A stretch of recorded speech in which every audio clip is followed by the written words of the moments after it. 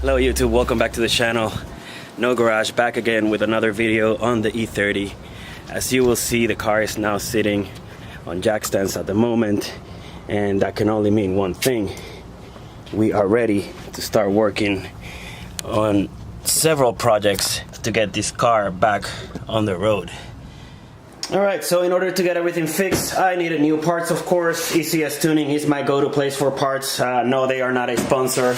And I had to start with the clutch, which is currently the biggest issue, or the highest priority issue, because I can't put the car into gear and I can't drive the car. So the clutch is really going to be a matter of replacing both cylinders. So I have ordered a new clutch master cylinder that you can see here. And I've also ordered a new clutch slave cylinder. These are recommended to be replaced together. If you replace slave, you should also replace the master while you're at it. So I got both of them, although I think this is really my issue. And I also got a new hose, the one that brings brake fluids from the reservoir onto the master cylinder, because mine is all worn out and doesn't look good at all. So now part of the job is going to require me to disconnect the clutch lines from the slave cylinder to master cylinder. So great opportunity to get some line wrenches. I ordered this set from Amazon Gear Wrench. It was actually around, I think, $45, and they seem high quality and very nice line wrenches. Now I have every size I need.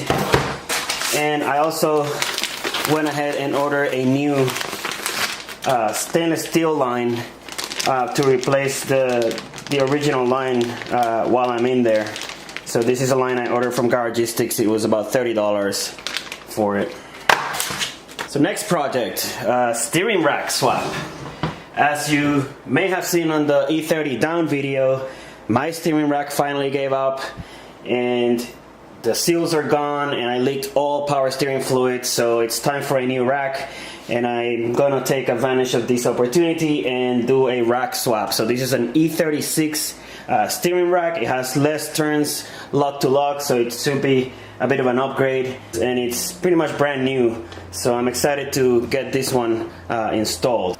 And if you have read anything on steering rack swaps for these cars, you know that there are some modifications that need to be made, mainly on the steering knuckle that attaches to the steering rack. It needs to be shortened for the new rack to fit, as well as other areas like how this mounts to the subframe, etc. So I got a very nice kit from Garagistics that comes with pretty much everything you need, spacers and all the different bolts that you need to replace, etc., to get the modifications done. So I have everything to get started.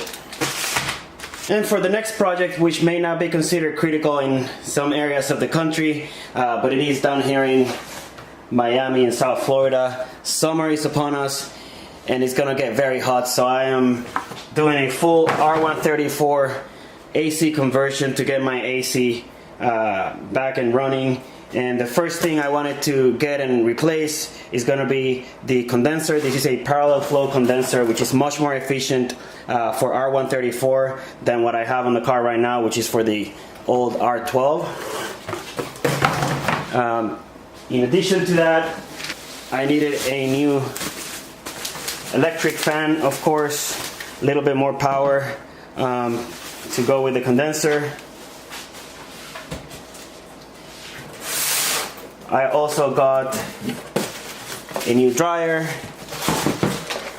a new expansion valve, and all of the O-rings that I'm going to be needing for the retrofit for the R134. And last but not least, and something I wanted to do for a long time now, I got a brand new set of kidney grills with the chrome to go with the original E30 look.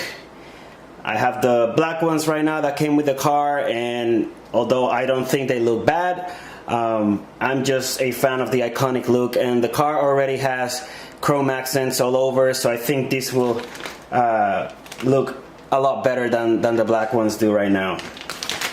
And I almost forgot, here's an interesting piece that I noticed I was missing.